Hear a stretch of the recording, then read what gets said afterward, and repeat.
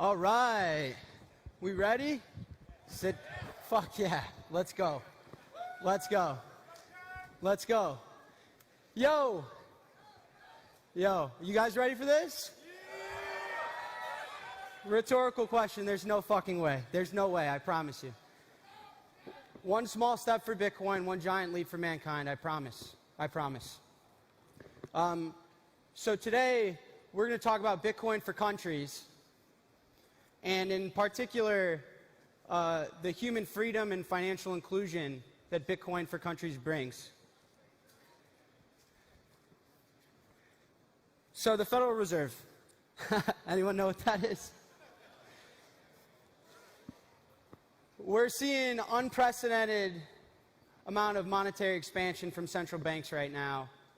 It's very scary. The far right side of this chart should scare everyone in the room, no matter where you live. And inflation is not distributed equally, right? The fact that this is supposed to be inflation, we all know in this room, is bullshit. This chart shows no inflation. This chart tells me that inflation, aside from this chart, what does this chart tell me? There's a problem. This chart tells me there's no problem. That the CPI, the Consumer Price Index, defines no inflation. Inflation should never realistically exceed 4%. However, things that we all enjoy in life, that we strive for, that we want to obtain, that we work hard for, that we sacrifice and save so that our kids can go to, like a college tuition. Then explain this. What's this? University tuition is averaging about 8% year-over-year inflation. That's, I don't know, mathematician, that's bigger than 4. Right? What about this? I was born and raised in Chicago. I want to have a family someday. I want that family to have a house that I own. It's my property. Well, after COVID and the stimulus shock, Chicago real estate is at 9.2% inflation year over year. So unless I'm getting a 10% raise every single year, I got no fucking chance of owning a house. But there's no inflation.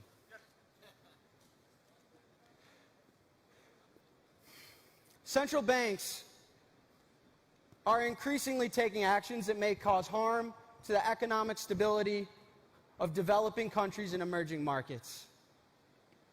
This is a huge deal and a huge, huge problem. The large-scale printing of dollars by the Federal Reserve has an unintended spillover that's drastically impacting the quality of life of those less privileged and those that need help in developing and emerging markets. And we're facing unprecedented times, check all the data you want, that we haven't seen for a century.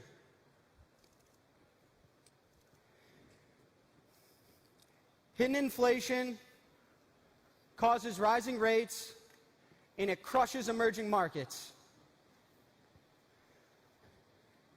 The kid I went to high school with is going to lean over a bar in Manhattan and drink a $35 old-fashioned and tell me Bitcoin doesn't matter? Privileged fucking asshole.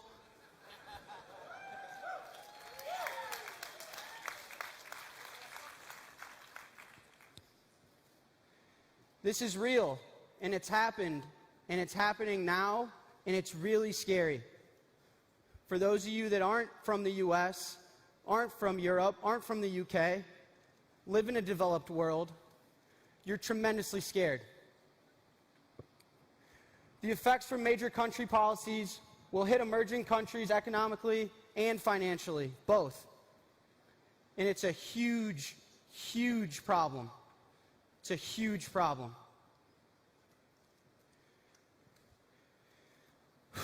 Bitcoin fixes this. Bitcoin fixes this.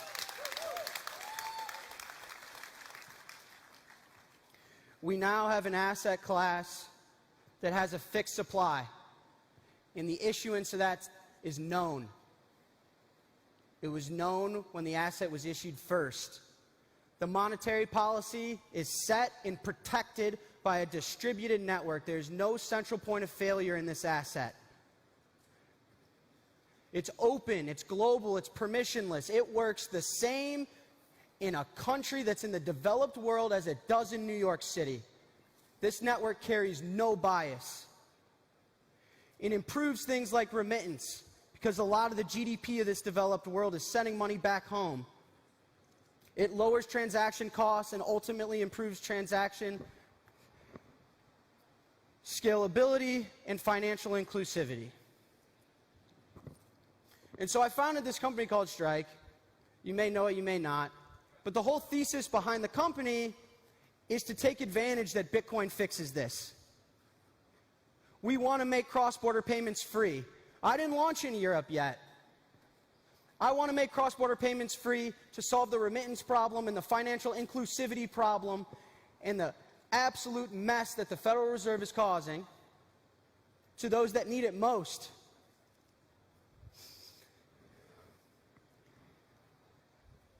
El Salvador is a great example.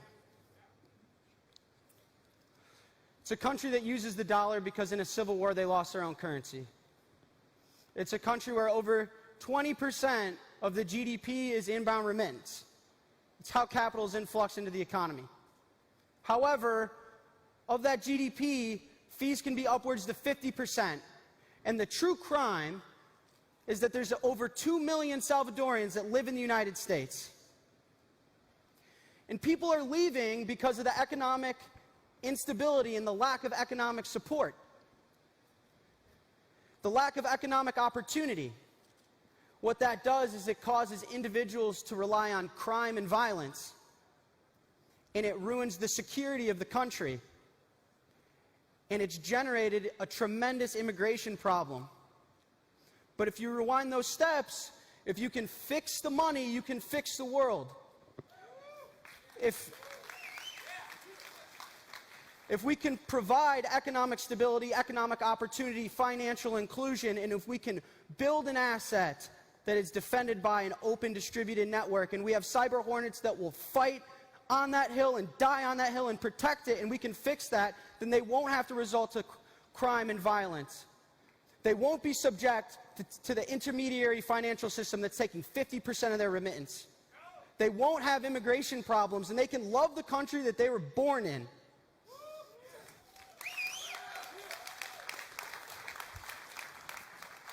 And I remember we built the first MVP, and my CBO, who's the most successful guy, he's so smart, it's like, all right, let's launch in Europe. And I was like, you're out of your mind, man. I got to go to El Salvador. That's what this is all about. This is all about helping those that need it. I'll beat TransferWise later. And I went and I lived there. I lived there for almost 3 months. Sorry.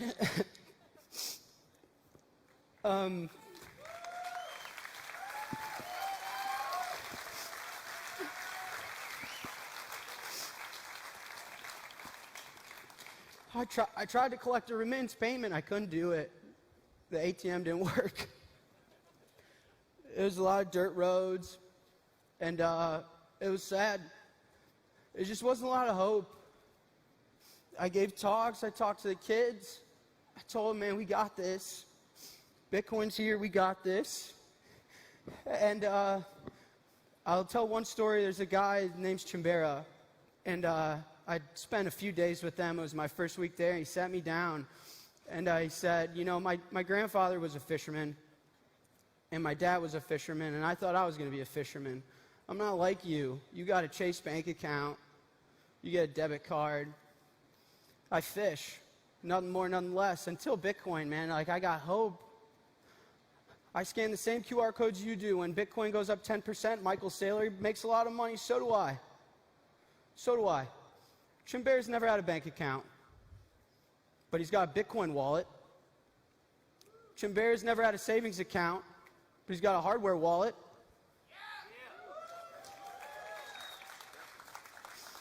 Chambera saw that this is financial inclusion, that this is a network and a monetary system that doesn't hold any bias, and there's no intermediary that could tell him that he's not allowed. And we did something amazing here. And we were onboarding 20,000 Salvadorans a day, and most of them didn't have bank accounts. And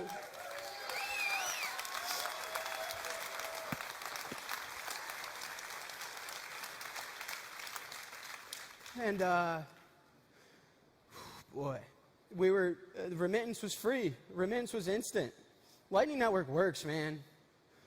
The Lightning Network works. And in real time, we were improving the GDP of the country. And so then I got a message on behalf of the president of the country. And he wanted to talk. And I called my dad. Just kind of pissed my pants. But we talked. This guy's name is Yusuf. And we talked about life. We talked about anime. We talked about how to provide a high quality of life to everyone in the world, about financial inclusivity, about human freedoms and where we lost them and how we can reinstill them. We talked about the world we want to live in and the fact that we build the tools that shape the world that we end up living in. And I met more of the government. And I became friends with the security guards. It's a big rifle.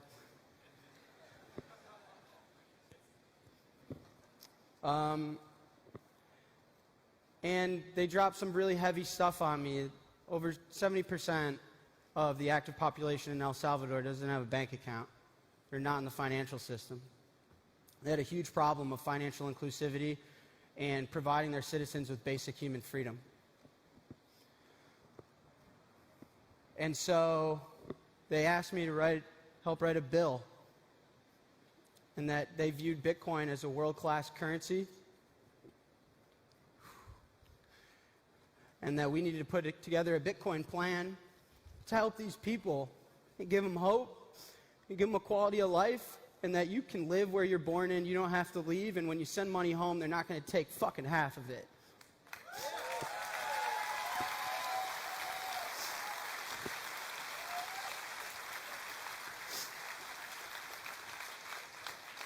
And I worked really hard, and I lived there, and I got to know the community, and I made friends that I hope will be at my wedding someday. And so, with all that being said, I'd like to invite now someone I've spent some time with to share a message. My name is Akil Bukele, and I'm